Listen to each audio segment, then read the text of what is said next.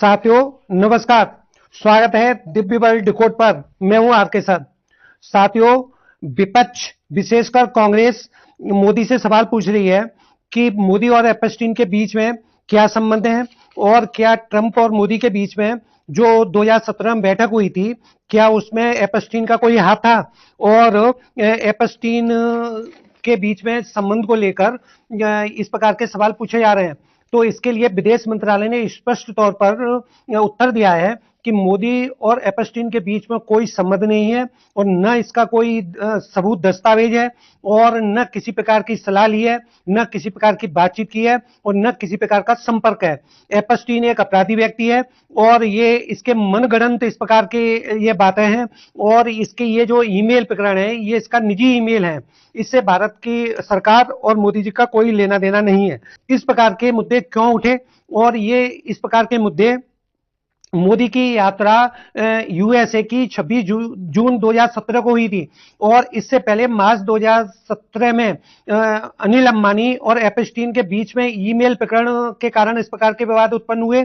और जो कि और दूसरा विवाद मोदी की इजराइल यात्रा जो 6 जुलाई को हुई थी, 4 से 6 जुलाई के बीच में हुई थी, उससे बाद में एपस्टीन के कुछ ईमेल एपस्टीन फाइल में तो इसको लेकर विवाद उत्पन्न हो गए। आइए इन ईमेल को हम विस्तार से जानते हैं कि और इन ईमेल की क्या सच्चाई है, इसको जानते हैं। तो पीएम नरेंद्र मोदी की 26 जून 2017 को यूएसए में ट्रंप से मुलाकात हुई और इससे पहले मार्च 2017 में अनिल अंबानी के कुछ ईमेल जो कि एपस्टीन के को ट्रांसफर किए गए थे, ऐसा उल्लेख एपस्टीन फाइल में है। तो अनिल अंबानी ने जो ईमेल भेजे हैं इसका विषय था, अनिल अंबानी ने एक बिजनेस स्टैंडर्ड में एक लेख छपा था। इस लेख का विषय था कि मोदी की यूएसए यात्रा होने वाली है। बस इसी बिजनेस स्टैंडर्ड की खबर को एपस्टीन के लिए ईमेल से भेज दिया, ईमेल के द्वारा भेज दिया। तो एपस्टीन ने वहां पर लिखा कि इंडिया इजराइल की नॉट फॉर ईमेल, यानी इंडिया इजराइल बहुत ही महत्वपूर्ण है और लेकिन ये ईमेल भेजिए इसके लिए मैं कोई धन्यवाद नहीं दे रहा हूं। इस प्रकार से इन्होंने एपस्टीन ने रिटर्न अनिल अंबानी को ईमेल भेजा। लेकिन यहां पर मैं स्पष्ट कर देना चाहता हूं, इस ईमेल की न तो कोई सरकारी दस्तावेज है और न तो न्यायालय के द्वारा इस प्रकार का ईमेल को पुष्ट किया गया है। ये तो केवल एक एपस्टीन फाइल में उल्लेख है। एपस्टीन फाइल ये लाखों पन्नों की फाइल है जिसमें एपस्टीन के किए गए अपराधों का उल्लेख है, काला सच है। बस उसी में ईमेल और उसके जो काले कारनामे हैं उसी एपस्टीन फाइल में इस प्रकार का संदर्भ है, इस प्रकार का विषय लिखा हुआ है कि अंबानी ने एपस्टीन को ईमेल भेजा। तो यहां पर एक दूसरे ईमेल की भी चर्चा होती है। अनिल अंबानी ने एपस्टीन को ईमेल किया कि मोदी की यूएसए और इजराइल की यात्रा होने वाली है, इसके लिए लीडरशिप आपकी मदद चाहता है और जिससे कि स्टीव बैनन से मिल सकें और कुशर से मिल सकें। तो इस प्रकार का ईमेल की भी कोई भी इसी प्रकार का कोई ये सरकारी दस्तावेज नहीं है और न कोई वहां के न्यायालय के द्वारा पुष्ट है। ये तो केवल एक अपराधी की जो फाइल है उस फाइल में उल्लेख है। तो यहां पर सबसे पहले ये मैं बताना चाहता हूं, स्टीव बैनन है कौन। स्टीव बैनन ट्रंप के पूर्व स्ट्रेटेजिक पार्टनर थे, उनके सलाहकार थे जो ट्रंप तक पहुंच बनाते थे और इसी स्टीव बैनन की एपस्टीन की कई ईमेल हैं, इसको भेजा करता था और इन दोनों के बीच में एक फ्रेंडशिप जैसा संबंध था। तो कुछ ईमेल में एपस्टीन ने स्टीव बैनन को लिखा है कि मोदी के प्रतिनिधि से मैं मिला और यह बैठक बहुत ही दिलचस्प रही और इसमें उन्होंने लिखा कि had a really interested Modi meeting. तो इस प्रकार से ये जो ईमेल भेजा गया ये भी एपस्टीन का इंटरेस्ट है और किसको भेजा, स्टीव बैनन को भेजा। तो इस ईमेल से न तो भारत सरकार का कोई लेना देना और न मोदी जी का कोई लेना देना, लेकिन ये ईमेल दोनों के बीच में ये इस प्रकार का ट्रांसफर ऐसा एपस्टीन फाइल में उल्लेख है। एक ईमेल का भी और चर्चा है जिसमें इस ईमेल में एपस्टीन स्टीव बैनन को कह रहा है कि मोदी को मैं स्टीव बैनन से मिलवाना चाहता हूं और क्योंकि चीन के खिलाफ में दोनों के साझा रणनीतिक मुद्दे हैं। तो ये ईमेल आपस में ऐसे उलझे हुए हैं कि न तो इनका कोई सरकारी सबूत और न कोई न्यायालय सबूत, ये केवल एक अपराधी के द्वारा मनगढ़ंत ईमेल लग रहे हैं। कभी कभी तो वो ईमेल अपने एक फोन से दूसरे फोन में भेजा करता था, इस प्रकार का भी उसमें झूठ ईमेल है। तो इस प्रकार वो विश्व के नेताओं की छवि खराब करता था और एक ब्लैक मेलर भी बहुत बड़ा था। अब दूसरे ईमेल की हम चर्चा करते हैं। ये ईमेल मोदी की 4 से 6 जुलाई 2017 को, यानी 4-6 जुलाई 2017 के बीच की जो इजराइल यात्रा है, उस समय पर इसको एपस्टीन ने इस प्रकार की ये पंक्तियां उस ईमेल में लिखी हुई हैं। ये पंक्तियां इस प्रकार हैं: Indian prime minister Modi took advice and dance and Seng Israel for the benefit of the US president, they had made few week earlier, it worked. अब हम इसको खंड खंड करके पंक्तियों को हम समझेंगे। देखिए, इस ईमेल में लिखा गया है Indian prime minister Modi took advice, तो ये यहां से लेके Indian prime minister Modi took advice, तो इसमें ये इसका अर्थ ये निकल के आ रहा है कि भारत के प्रधानमंत्री मोदी ने एडवाइस ली, सलाह ली।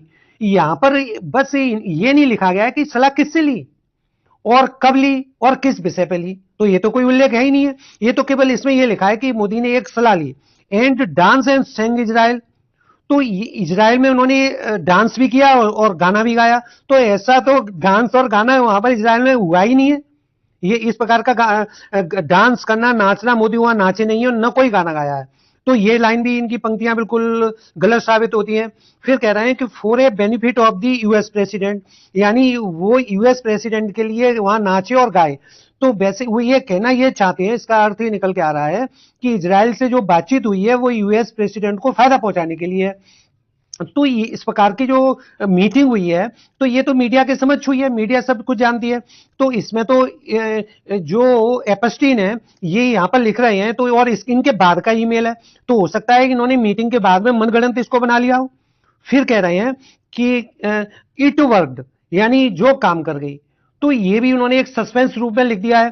तो इस प्रकार का जो ईमेल इन्होंने लिखा गया है, न तो इन ईमेल का कोई सच है और न ईमेल कोई भी सरकारी दस्तावेज है, न वहां के न्यायालय द्वारा इनको सत्यापित किया गया है। ये तो ईमेल इस प्रकार के एपस्टीन फाइल का एक अंश है। तो यहां पर हम देखें, एपस्टीन एक पावर ब्रोकर था, झूठी बात है, बढ़ा चढ़ा कर लिखता था। विश्व के नेताओं की जहां जहां मीटिंग होती थी वहां अपने ईमेल मनगढ़ंत बना लेता था, जिससे कि विवाद बन जाए। तो हम जानते हैं कि एपस्टीन आखिर है कौन और किस प्रकार से ये एक विवादित व्यक्ति था। तो यहां पर हम देखें कि जो एपस्टीन है ये प्रकार का यौन दुराचारी था। ये नाबालिग लड़कियों को जाल में फंसाता था और उनको झूठी नौकरी का वादा करता था, उनको शोषण करता था और अमीरों के हवाले कर देता था। और उसका एक एरोप्लेन बहुत ही चर्चा का विषय है, इसका नाम है लोलिता एक्सप्रेस। एक प्राइवेट जेट था, ये स्वयं एपस्टीन का था। ये जहाज न्यूयॉर्क से एक निजी द्वीप, ये निजी द्वीप लिटिल सेंट जेम्स है, और ये निजी द्वीप भी एपस्टीन ने ही बनाया था। बस यहाँ पर विश्व के नेता यहाँ पर मीटिंग किया करते थे, बस यहीं पर काले कारनामे हुआ करते थे। और एपस्टीन की एक पार्टनर थी गिस्लेन मैक्सवेल, जो ब्रिटिश सोसाइटी की बेटी थी। ये लड़कियों को जाल में फंसाया करती थी। ये 14 से 15 साल की लड़कियों को मसाज का बहाना बनाकर वहां पर ले जाती थी, फिर वहां पर उनका शोषण होता था। और एपस्टीन विश्व के बड़े बड़े नेताओं को जो अपने जाल में फंसाता था और वहां मीटिंग करता था, और बस यहीं पर इन बच्चों का शोषण हुआ करता था। और इसकी जब एपस्टीन की ऊंची पहुंच हो गई थी, और पहुंच होने के कारण ये कानून के शिकंजे में नहीं फंस पाता था, और अपने इन काले कारनामों को सफेद करने के लिए ये नाना प्रकार के दान भी किया करता था। इस प्रकार ये समाज में बचा रहे और कानून के शिकंजे में इसलिए नहीं आता था क्योंकि विश्व के बड़े बड़े प्रधानमंत्री, बड़े बड़े नेताओं से इसके संपर्क रहा करते थे। तो 2019 में एक मीटू मूवमेंट चला, जहां पर महिलाएं एक मंच पर आकर खुलकर अपने अपराधों को बयान करती थी। तो यहां पर कुछ लड़कियों ने एपस्टीन के काले कारनामों को खोल दिया, जो कि इसी एक द्वीप पर उनका शोषण हुआ था। बस इसी दबाव में एपस्टीन को गिरफ्तार कर लिया गया और जेल में भेज दिया गया। लेकिन यहां पर एपस्टीन में ट्रंप का राज खुल जाते हैं। और ट्रंप के राज खुलते हैं तो ट्रंप बौखला जाते हैं। अतः 2019 में इनको जेल में मृत पाया गया। तो कुछ लोग तो कहते हैं कि इनको यही यही सरकार ने इनको डिस्ट्रॉय करा दिया, लेकिन यह भी विवाद का विषय है, जांच का विषय है। अब यहाँ पर हम देखते हैं, और इनकी जो महिला साथी थी मैक्सवेल, उनको 20 साल की सजा हो गई। अब ये सिर्फ एक सेक्स तक सीमित नहीं था, यहां पर विश्व के बड़े बड़े नेताओं को का खेल चलता रहता था, और यहां पर बड़े बड़े नेता मीटिंग करने पहुंचते थे, उनको कैमरे लगाकर ये उनकी फोटो खींच लिया करता था, उनके वीडियो बना लिया करता था। बस इन्हीं ब्लैकमेल में ये बड़ी बड़ी डीलें कर लिया करता था। और यहां पर विश्व के नामी गिरामी नेता जैसे कि बिल क्लिंटन, जो यूएसए के पूर्व प्रधानमंत्री राष्ट्रपति रहे हैं, और डोनाल्ड ट्रंप, जो वर्तमान में यूएसए के राष्ट्रपति हैं, और इंग्लैंड के प्रिंस एंड्रयू, और इजराइल के एहुद बराक, और निकोलस सरकोजी, और उद्योगपति बिल गेट्स जैसे नामी गिरामी विश्व के उद्योगपति और विश्व के नेता इस एपस्टीन के काले कारनामे में उलझे हुए हैं। और इसमें मीडिया कर्मी भी, हॉलीवुड के सेलिब्रिटीज भी, और राजघराने के कई नेता और उद्योगपति इसमें शामिल हैं। तो इस प्रकार से ये जो एपस्टीन का काला कारनामा है, तो ये एक एपस्टीन की एक फाइल बनती है, और ये फाइल, इसमें एपस्टीन फाइल में एपस्टीन जो ईमेल भेजा करता था और जिन जिन से कांटेक्ट करता था, और वहां पर जो एपस्टीन का जो द्वीप था, उस द्वीप में एक गेस्ट बुक होती थी, उस पर लोग हस्ताक्षर करके आते थे। उस बुक को भी इसमें शामिल किया गया है, और फोटोग्राफ और वीडियो जो वो छिपके वहां पर बना लिया करता था, उनकी वीडियोग्राफी। तो उन सबका 30 लाख पन्नों की एक एपस्टीन फाइल है, और इस फाइल में विश्व के नेताओं का काला सच दबा हुआ है। अब ये काला सच विश्व में बाहर नहीं आ पाता, लेकिन जिस समय पर ट्रंप चुनाव लड़े, उस समय कहा कि मैं अगर सत्ता में आऊंगा तो एपस्टीन फाइल को ओपन कर दूंगा। इसी बीच वहां की संसद ने नवंबर 2025 को ट्रांसपेरेंसी एक्ट 2025 पारित किया। इसमें यह वायदा किया कि एपस्टीन फाइल को 1 महीने के भीतर ओपन कर दिया जाएगा। बस उसी एपस्टीन फाइल के पन्ने अभी धीरे धीरे करके खुलते चले जा रहे हैं, और इसमें विश्व के नेताओं के फोटो और नाम आते चले जा रहे हैं। इसमें ट्रंप के कई बार फोटो उसमें देखे गए हैं, और कई नेताओं के फोटो इसके अंदर हैं, लेकिन भारत के किसी भी नेता का और किसी भी भारत का इससे कोई भी संबंध नहीं है। लेकिन वो एपस्टीन कुछ ईमेल वहां पर उसमें ईमेल उसने भेजी है, न तो भारत के किसी भी नेता का उसमें फोटो है और न कुछ है। तो पहले तो ये एपस्टीन फाइल स्वयं में विवादित है, जो कि एपस्टीन ने उसमें अपने ईमेल मेल भेजता रहा है, मनमाफिक फोटो वोटो बनाता रहा है। तो ये सब है।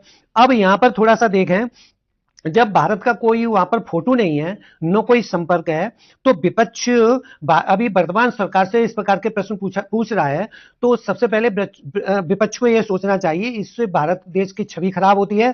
और मानते हैं कि विपक्ष का काम सरकार को नियंत्रित करना है और उसको दिशा दिखाना है, लेकिन उसको मुद्दों को भी तो छटनी करनी होगी, क्योंकि इस मुद्दे में न तो कोई दम है और न कोई सबूत है, न कोई दस्तावेज है। अभी न्यायालय में इसकी वहां पर सुनवाई हो रही है। पहले तो यही साबित नहीं है कौन सा ईमेल सच है कौन सा गलत है ना। तो अभी विपक्ष है, आगे और भी मुद्दे आएंगे और सरकार को उन मुद्दों पर घेर सकती है, लेकिन इस प्रकार के मुद्दों पर कांग्रेस को नहीं फंसना चाहिए, न भारत की छवि विश्व में धूमिल करना चाहिए। तो इस प्रकार के करंट इशू को जानने के लिए जुड़े रहिए दिव्य वर्ल्ड डिकोड पर। धन्यवाद।